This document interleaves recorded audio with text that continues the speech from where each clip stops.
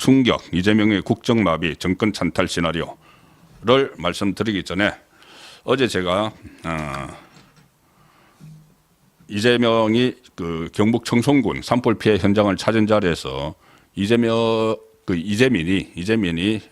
그 연설 그만하고 사진 많이 찍었으니까 됐고 가서 불이나 끌어 갑시다 막 하고 강의를 하니까는 거기에서 이제 욕설 논란이 있었죠. 욕설 논란. 오늘 거기에 대해서 국민의힘에서 공식으로 해명을 요구를 했습니다. 국민의힘에서 이 제목이 산불 현장에서 튀어나온 CXX 발언 이재명 대표 국민 앞에 해명하라. 공식으로 요구를 했습니다. 이재명이 어제 경북 청송군 산불 피해 현장을 찾은 자리에서 욕설 논란에 휩싸였는데 산불 이재민 대피소를 방문한 뒤에 기자들과 백브리핑을 진행하려던 중에 한 주민이 이러지 마라. 불 좀 끌어가자. 3일째 불타고 있다. 3일째. 사진 찍고 불 좀 끌어가자. 사진 빨리 찍고 사진 찍으러 왔으면 빨리 찍고 불 좀 끌어가자. 예쳤는데 그 직후 이재명 대표가 CXX 국민의힘의 입장문입니다. CXX라고 엎조리는 장면이 그대로 방송을 통해 송출됐다. 이 장면은 어제 MBC 유튜브 영상 2분 30초경에도 고스란히 담겨 있다. MBC 유튜브 영상이 아직 그대로 있던 것 같습니다. 이 대표가 C로 시작하는 말하는 음성이 명확하게 들린다. 지금 여러 방송에서 이 부분을 그냥 보내는 그러니까는 이 발언 내용을 그대로 보내면서 다른 그 설명을 안 붙이는 방송도 있고 어떤 방송국은 이 대목을 삭제를 해버렸습니다. 편집해서 삭제를 하고 뒤로 연결하는 그런 그 지금 방송들이 있는데 어쨌든 국민의힘에서는 MBC 유튜브 영상 2분 30초에 보면 고스란히 담겨 있다. 이렇게 MBC 거를 공개를 했고 다른 방송에서도 합니다. 만약 욕설이 사실이 아니라면 C로 시작된 그 말은 무엇이었는지 이재명 대표는 분명히 밝혀야 한다. 주민의 그 해당 주민의 외침은 그 영상 안에서 단순한 항의가 아닌 절규에 가까운 호소였는데 지금 국민이 너무나 힘겹고 고통스러운 시간을 견디고 있고 이런 상황에서 야당 대표가 민심을 경청하기는커녕 주민의 절박한 외침을 단순한 항의성으로 치부하고 불쾌한 감정을 드러내거나 욕설로 들리는 발언까지 내뱉은 것이라면 참으로 개탄스럽다. 이재명 대표는 논란 해소를 위해서라도 C 이후 이어지는 말이 무엇인지를 명확히 밝혀야 한다.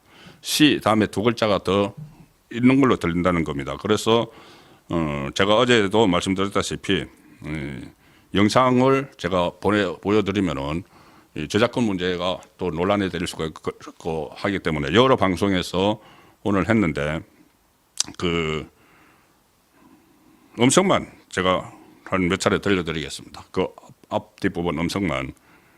그러면 한번 판단을 한번 해보시죠. 이것이 C 다음에 무슨 말인지. 자, 다시 합시다. 자, 다시 합시다. 앞에 C로 들리는 말을 약간 하고 합니다. 자, 다시 합시다.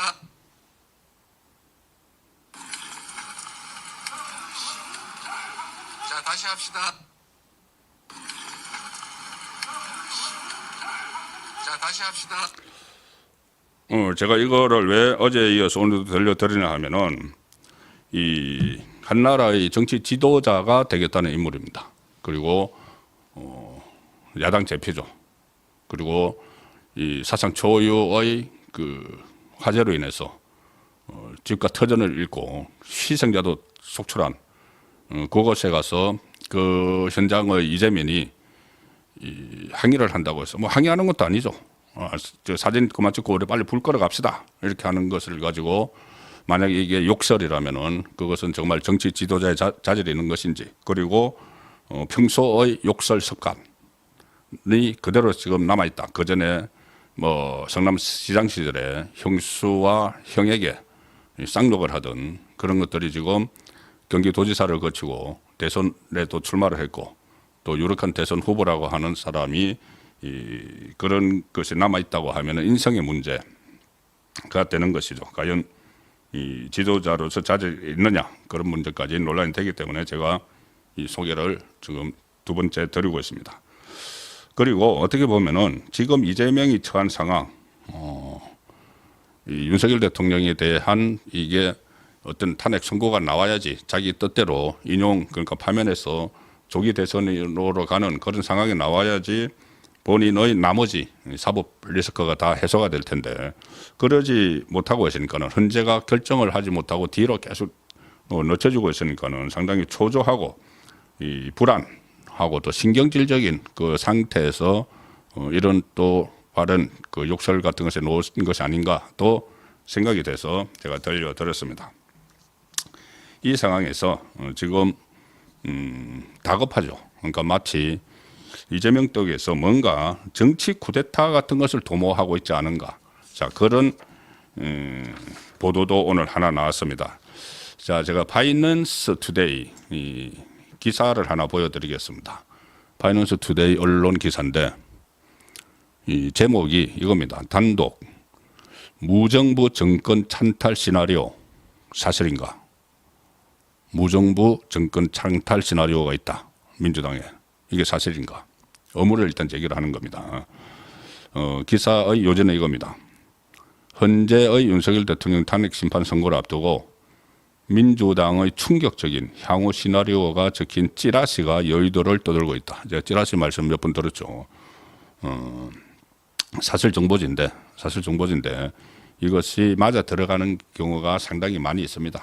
물론 허황된 것도 있지만은 많이 있고 지금 잠시 후에 말씀드리겠지만은 이 찌라시 제가 왜 이거를 이 기사 찌라시의 근거로 한 사실 정보 시장에서 나오는 것을 근거로 한 이 기사를 소개해 드리느냐 하면은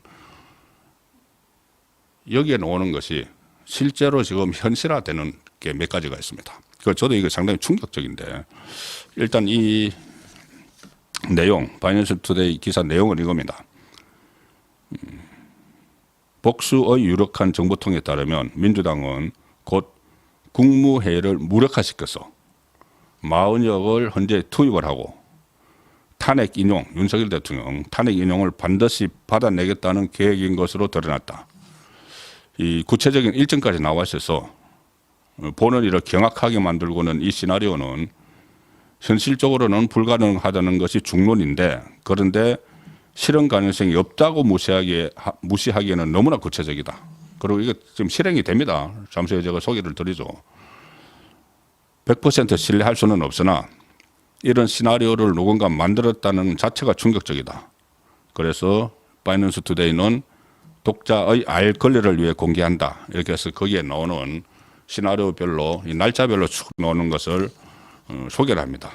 자, 3월 31일 월요일 다음 주 월요일 잘 보십시오. 3월 31일 제가 3월 31일이라고 말씀드렸죠. 월요일 날 이 박찬대가 긴급 기자회견을 열어서 40억을 임명하지 않으면은 국민의 명령대로 이행하겠다. 국민의 명령대로 이것이 뭐냐면은 자기들이 국민 명령이라고 붙인 거죠.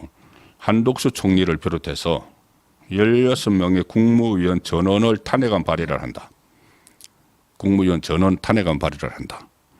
그리고 헌법재판소 개정안을 법사위에서 통과시킨다. 뭐냐면은 이 4월 18일 날 퇴임하는 2명의 좌파 재판관 그 두 사람을 6개월 동안 그 후임이 임명되지 않으면 6개월 동안 임기를 더하게 하는 자 그것을 문용배의 임의선이죠. 법사위에서 일단 통과시킨다. 그리고 4월 1일 화요일 날 본회의에서 탄핵안을 보고를 한다.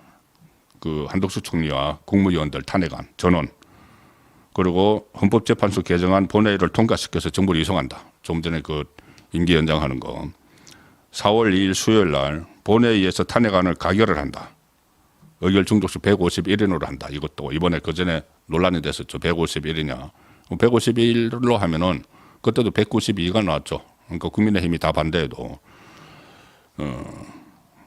그리고 그래서 결국은 국무회의를 무력화시킨다.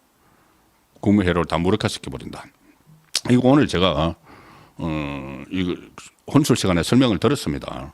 자, 그래서 제가 여기에서 바이낸스 투데이가 보도한 이 시나리오가 이 찌라시 정보제 나온 시나리오가 현실화가 되고 있다는 그것 때문에 제가 이걸 소개해 드리는 겁니다.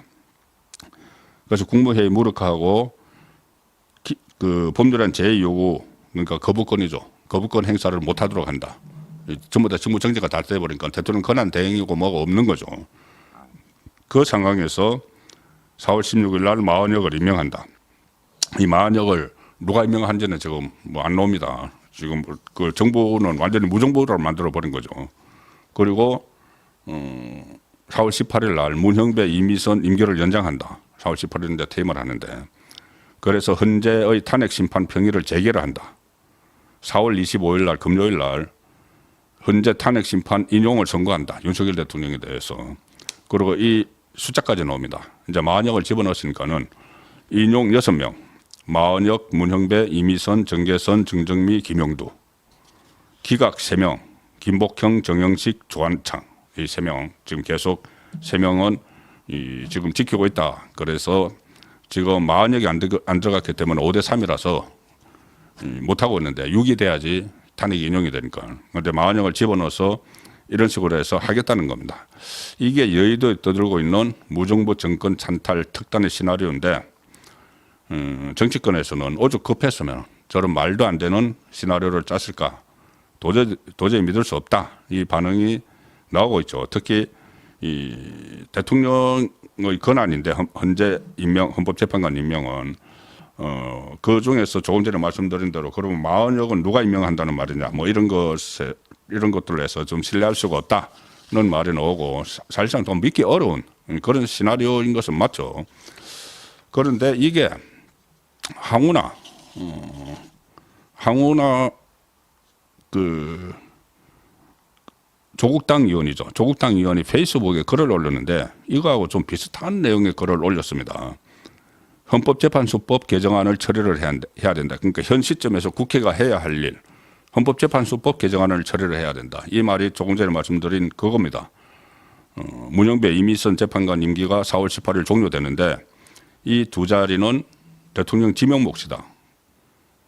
그러나 적극적 임명권 행사이므로 대통령 아닌 권한 대행이 임명할 수는 없다고 봐야 된다. 그래서 두 재판관 임기는 종료된 상황에서 후임자 임명이 안 되면은 헌재가 6인 체제가 되니까 기능이 정지된다. 그래서 기능 정지를 막기 위해서 후임자가 임명될 때까지 임기가 연장되는 내용의 그 개정안을 마련할 필요가 있다. 자, 조금 전하고 똑같죠. 시나리오하고. 거부권 행사가 예상되긴 하지만은 이것을 이제 처리를 해도 그럴 경우 헌재 기능 마비를 초래하기 때문에 쉽게 거부권 행사 못할 거다.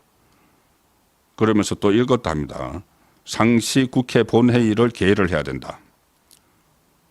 두 재판관 임기가 만료되는 4월 18일 이전에 국회가 국민으로부터 위임받은 정당한 권한으로 헌정질서 회복에 필요한 모든 입법 절차를 할 수 있도록 상시 본회의를 열어야 된다. 이게 무슨 이야기냐면은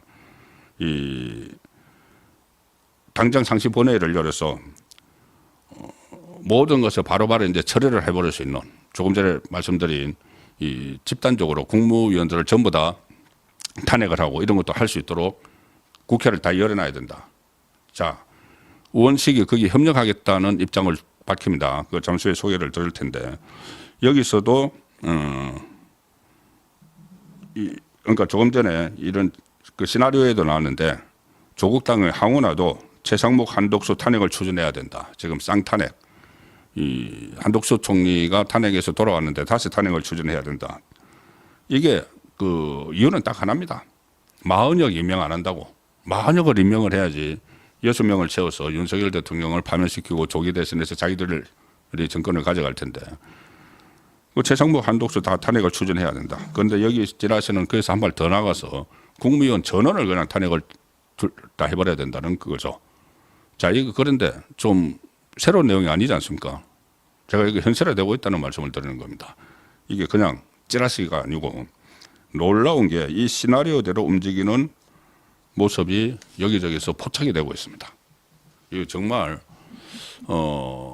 지금 이재명과 민주당, 조국당 이 집단은 지금 정치 쿠데타를 일으키려고 하는 것 아닌가 싶을 정도로 막말을 쏟아내고 있습니다. 근데 말만 쏟아내는 게 아니고 이게 실제 행동으로 이어지면은 대혼란이 옵니다. 그걸 지금 어차피 윤석열 대통령이 기각이나 각하가 돼서 복귀를 하면은 본인들이 이제 설당이 없기 때문에 그 사이에 이재명의 재판은 계속 진행이 되고 그렇기 때문에 자기들로서는 무슨 뭐 기회 모처럼 기회가 왔다고 생각을 했는데 그게 이제 달아날 상황이 가능성이 열리니까 이렇게 아주 무모한 상상을 초월하는 그런 이성을 상실하는 자 그런 상황을 지금 연출을 하고 있습니다.